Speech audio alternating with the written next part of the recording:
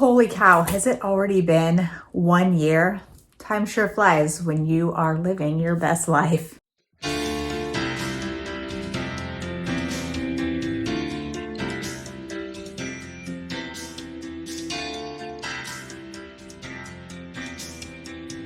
So 1 year has come and gone in my VSG journey. So let me catch you up and then I'll tell you what's going on.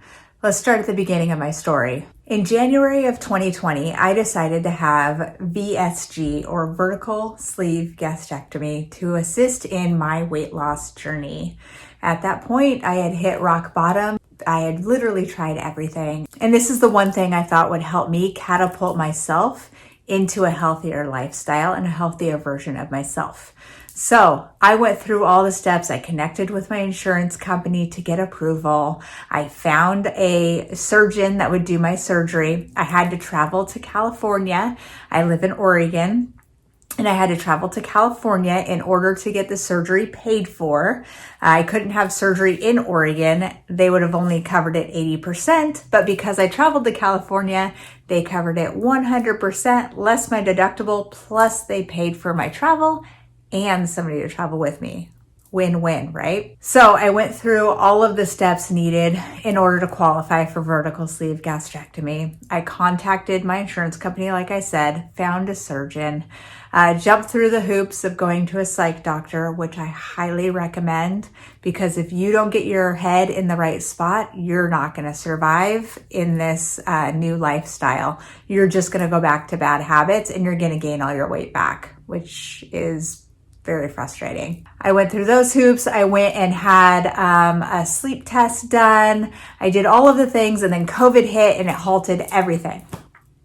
I was expecting to have my surgery in March of 2020. So my surgery was halted, but I still wanted to do the prerequisites in order to get approved for surgery with my insurance. So I went and had the GERD test done to see if I needed to have my acid reflux corrected while I was having my VSG surgery. And I went through the process of that and it turns out I did. So I had my hiatal hernia repaired while they went in and did my VSG surgery. And I finally got the call in May and they said that I was approved for surgery and that they could do it on June 24th of 2020. So I got all my travel arrangements together and I went down to Southern California. Now my highest weight was 242 pounds and that was in about March of 2020, which put me at a BMI of 42. I had to be at a 40 or higher in order to qualify for the surgery without a comorbidity. And I did not have a comorbidity. I didn't have sleep apnea, high blood pressure, cholesterol issues. I did not have comorbidity. I was what you would call a healthy fat. So my BMI had to be above 40 in order to qualify. So I got there. I weighed 242 pounds at my highest, which was a BMI of 42. At this point, I had 112 pounds to lose until I got into the normal range of BMI. And we all know how antiquated that is, but that's the scale they judge you on.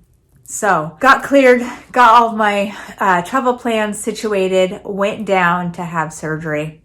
Had surgery on June 24th. It was successful. Came back home a few days later and started losing weight. My surgery weight or my starting weight was 236 pounds. I lost weight rapidly at first. I didn't hit my first plateau until I got to about April of this year, April 2021. So pretty late in my journey is when I hit a plateau. And I hit my plateau 10 pounds above my goal weight. Now, I was perfectly happy staying there, but I wanted to get to my goal weight. Just working and trying different things. And finally, just after my 1 year anniversary, I hit my goal weight of 130 pounds. So I lost 112 pounds in just over a year with vertical sleeve gastrectomy, eating right, and working out. Now, this is hard work. I did not just wake up one day and decide, yep, I'm going to do surgery. It's the easy way out, had surgery, and then lost all the weight. That's not how it happens. You have to work hard. It's a mental game. It is tough going to a restaurant and watching somebody sip on a margarita, eat the nachos, and then go and have deep fried ice cream while you're sitting there eating 5 bites of a fajita. That's hard. It's hard to go to a party where there's a buffet and only being able to choose the few meats that are out there or a couple of the cheeses because you want to be on a high protein diet. You lose weight at such an incredible rate that the protein is literally what's keeping your muscles alive. I had such muscle atrophy even though I was hitting all of my protein goals that when I first started working out, I was super weak. But I kept working out and I kept drinking my Recover shake so that my muscles recovered quicker. I kept eating my protein and I hit my goal and I feel like I'm strong. So it's working. And that's my advice to you. If you go through with having surgery, make sure that you follow your dietitian's plan. You eat as much protein as you possibly can. It's not going to be a lot at first. I'm not going to lie. I could not get in enough protein at first. It took months before I was able to consume enough food in order to get the protein I needed each day. Drink your water, and when appropriate and you've been released to do it, start working out. So I started working out day 1, but I was barefoot, or rather in socks, in the hospital, making laps to make sure that I didn't have any gas pains. And then when I was released from the hospital and I went to the hotel, I was walking around the block or walking to the mall with my mom, which was only a couple blocks away, maybe a mile a day. But I was just in my flip-flops, not walking very far or very fast. When I got back home, I was still doing about a mile a day in flip-flops.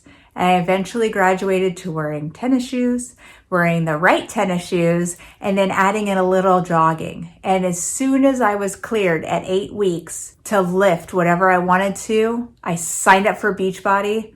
I signed up as a coach for accountability, and I started working out as hard as I could.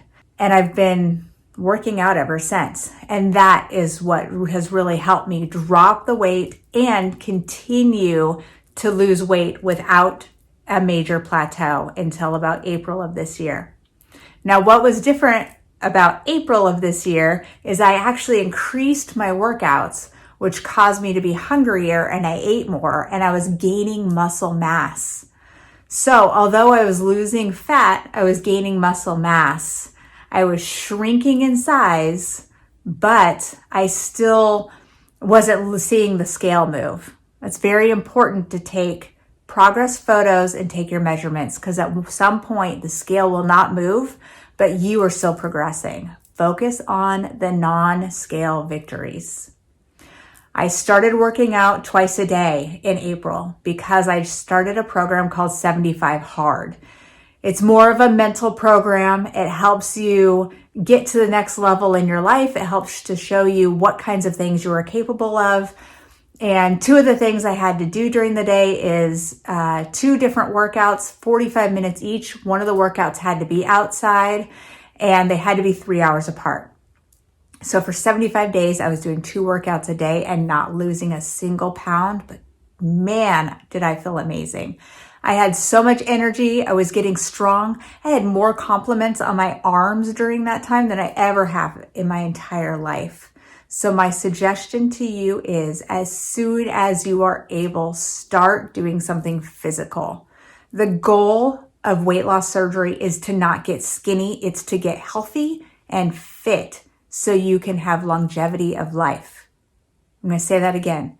The goal of weight loss surgery is not to get skinny.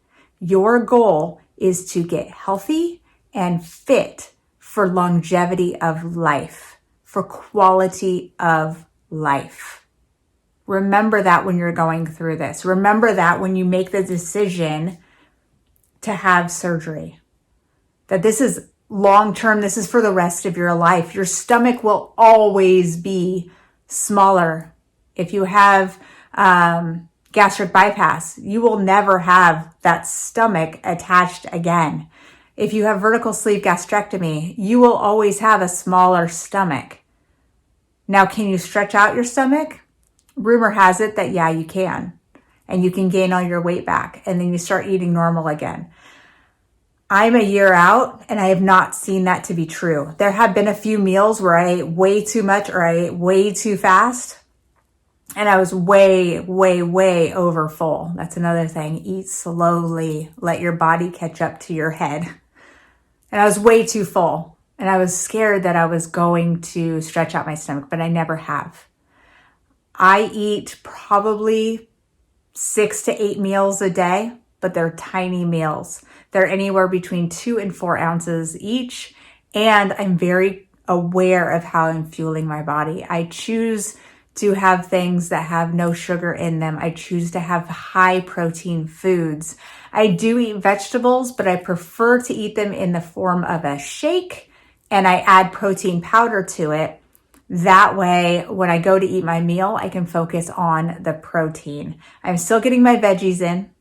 I'm still getting the nutrients from those, but my meals are focused on protein. Yes, I still do eat veggies at some of my meals. I still eat bread. I eat occasional slice of pizza. I had a Dairy Queen mini blizzard the other day. That's not rare for me. But what I'm doing now versus before is I'm conscious of how I'm fueling my body. I am aware of my portion sizes. I'm aware of when was the last time I had a treat. I don't punish myself when I have a treat. I don't go overboard and say, oh, well, I had a blizzard, might as well go get a Big Mac. I don't do that anymore. I have my small blizzard. Actually, it's a mini. It's tiny. I have the mini blizzard. The very next meal, it's a protein-filled meal. The very next meal after that, same thing, protein-filled. Lean proteins, high-fat protein, whatever.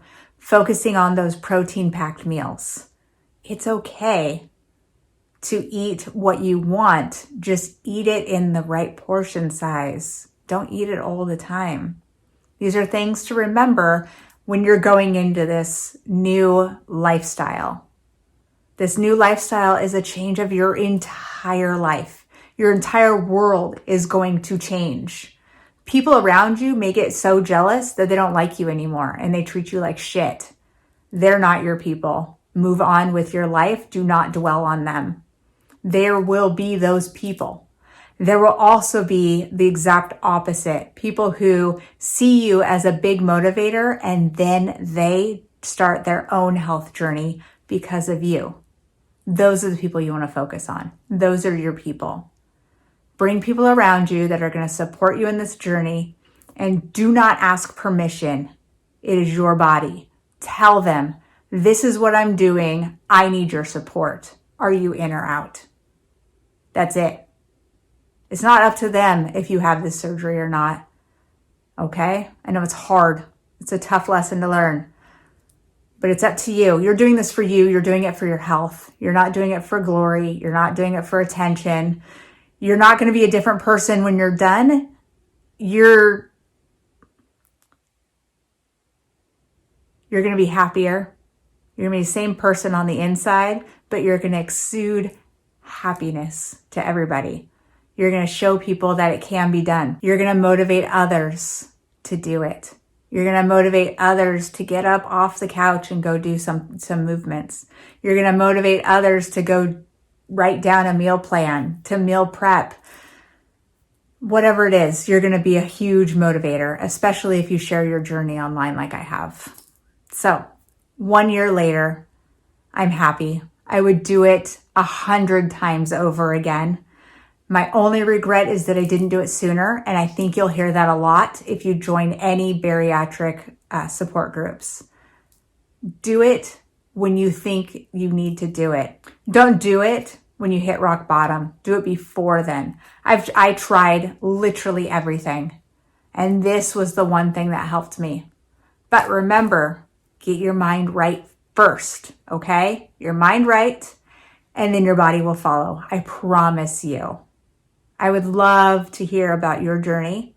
Where are you in your journey? Are you still in the research phase?